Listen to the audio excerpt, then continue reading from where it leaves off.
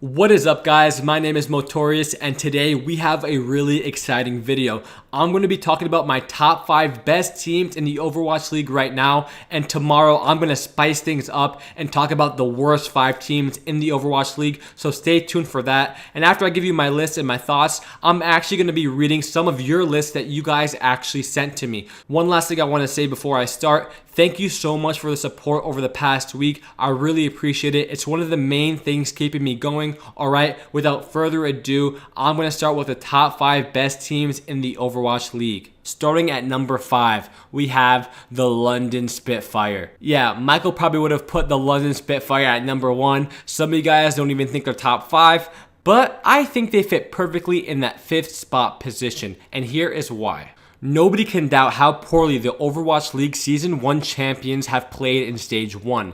They lost to Philly, they lost to Paris, they lost to Shanghai, they got 3-0'd by Seoul Dynasty. However, Stage 2 we have a different story. For one, they are undefeated. They beat Florida Mayhem, Atlanta, Philly, and Boston. Yeah, those aren't pretty good teams, but you have to see how they are playing. They are a completely different team than they were in Stage 1. Let's talk about the man who sets the tone and the aggression. His name is Jester, their main tank. His Winston has always been superb, one of the best Winstons in the league. However, let's talk about his Rhine. In Stage 1, his Rhine was completely awful. But in Stage 2, he has completely improved his Reinhardt on so many different levels that has led to the success of the London Spitfire in Stage 2. Jester as Reinhardt has played so good in this stage that Overwatch analysts are actually putting him top 5 Rhines in the league. Vastly improving his play led to London Spitfire vastly improving. There is a direct correlation between Jester's individual success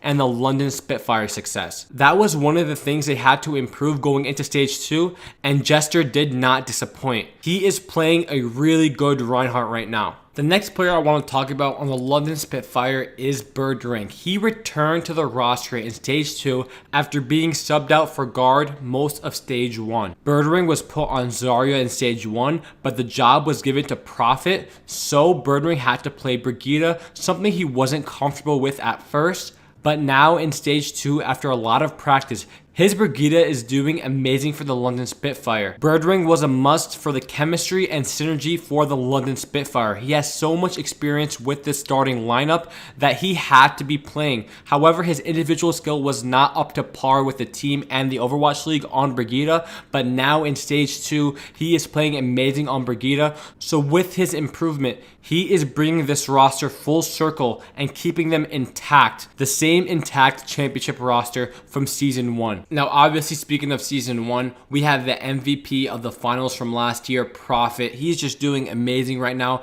He is not playing the best Zarya, but he is playing on a top 5 level. And I think when playoffs come around, he is going to step up like the champion he is. Beware of Prophet. Michael called it last year. I'm going to call it this year. If the London Spitfire make the playoffs in Stage 2, Stage 3, Stage 4, and then the actual playoffs and grand finals, if the London Spitfire do it, Prophet will lead them with his Zarya play or with his play in general. This guy is an absolute monster. Yes, Sinatra might be playing better than him according to the stats, or a player like Seo Mensu, basically top 2 Zaryas I just named. Yes, they might be playing better than Prophet right now, but Prophet just has the potential to flip on that light switch and become the best player in whatever match he is playing. He has all the natural tools to step up, carry, and be the difference maker in every single Overwatch League match. And obviously, everybody from the London Spitfire deserves praise. We have their support players, Nuss and Bedosian. Bedosian has really been popping off lately, not just on his individual skill on Zenyatta, but his positioning as a support, especially when we see him play against Sombra. This guy just knows when to use his ult, he knows where to hide, and he knows how to bring the most value with his transcendence. And for those reasons, I put London Spitfire as one of my top 5 teams in the Overwatch League right now. I believe from here on out, they are just going to keep improving and constantly strive for that championship title they once held before. The 4th best Overwatch team right now on my list is the Los Angeles Gladiators. These guys have yet to lose a game in Stage 2. They have beaten Shanghai, they've beat Seoul Dynasty, Florida, Hunters, Valiant, Charge. These guys have pretty much dominated everybody in their path and orchestrated a perfect record in Stage 2. They are currently 6-0. They are one game away from having a perfect record, being 7-0 in Stage 2. And all they have to do is beat the Boston Uprising. So we'll see if that happens. I believe it will happen. And the Gladiators have just been playing amazing Overwatch lately. Some of you guys might ask, why put LA over London? Well, LA is 6-0, where the London Spitfire are 4-0. They have a +2 map win difference over London, and I believe they have had a harder schedule, especially with Seoul Dynasty. LA has beat Seoul Dynasty 3-2. That was probably one of the closest series they've had to play. However, they did come out on top, and that's really important to see. Which team with their backs against the wall and the pressure at its peak will rise up to the challenge and be victorious, and that's what LA has done. They have completely dominated teams, but they also have won those tight, nitty-gritty close games, and that's what I like seeing from LA. Now let's talk about their players, because they have really great players. I really want to start with Decay, who came into the squad as a new player, a DPS player. He puts up 10,000 damage per 10 minutes, 7th in the league. He averages 7 final blows, which is 7th in the league. 20.5 eliminations, 6th in the league. He is putting consistent damage numbers up for the Gladiators. And don't forget about his Tracer, his Soldier, and his Sombra. His hit scan heroes are truly superb, especially his Sombra. His Sombra was insane last week against the Hunters. He just knows when to use his EMP, he knows when to get out, and he has great usage of his abilities. I really like seeing this guy when he plays. And let's not forget about Surefour. Surefour does play here and there. He's a situational player now. And the way the Gladiators are using Surefour and Decay at the same time is actually great coaching. They are using the strengths of their players to their advantage and using their strengths to certain situations to further contribute to the Gladiators' success. Then we have their support players, Big Goose and Shaz. They are definitely one of the reasons why this squad is so successful right now. Shaz, he has the 7th best healing in the league, and it's also good to have a player like Hydration who's just able to flex around and kind of play anything at this point. Doomfist, Brigida, Junkrat. This guy is so flexible, and that's what coaches love. Deepay, the coach from LA, is now able to diversify his game plans, have a variety of options to choose from because Hydration is so flexible. So with all these factors, this is why I believe LA is 4th on the list. Now, number 3, we have the New York Excelsior. Alright guys, I get it. They lost this week and they got destroyed by the Atlanta Reign 3-1. But that doesn't negate the fact of how good they are. I'm telling you guys, I honestly don't know what happened after that match. I don't know why they played so bad. But the casters were saying that New York wasn't prepared for Atlanta. They were using the game plan they had for Philadelphia Fusion the day before. So they probably didn't have time to prepare for the Atlanta Reign. And the Atlanta Reign is just a completely different team from Philly. And on the other side, Atlanta specifically prepared for New York Excelsior. So I think it was a matter of preparation. However, the New York Excelsior, if they had a game plan, they would be able to execute that plan better than most Overwatch League teams. We all know that New York is still better than Atlanta, even after taking that loss. Yes, Atlanta was better in that match, but overall, New York is just a better team. Guys, they have a top 2, if not the best Zenyatta in the league, Jonak. Then you look at their Zarya player, it's Danae, probably top 3 Zaryas in the league. Always 99 energy whenever I see him play, I swear. Then we have Mano, we have Meko. These guys are just insane. They are 12-0 in the regular season. They are 5-1 in this stage. But let's look at their match history. Who have they beaten? They 4-0'd Philadelphia Fusion. They 3-0'd Shanghai. They 4-0'd Washington. They 4-0'd Florida. They 3-1 Philly. These guys have only lost one map in the entire stage before that Atlanta match. I don't want to make excuses. Maybe they were tired the day before. They didn't have time to prepare for Atlanta. I mean, I don't know. I honestly don't know why they lost. Only they know why they lost. But I'm telling you right now, in the rematch versus Atlanta, they are going to 4-0 them. They are going to come back with a vengeance to prove that they do not suck.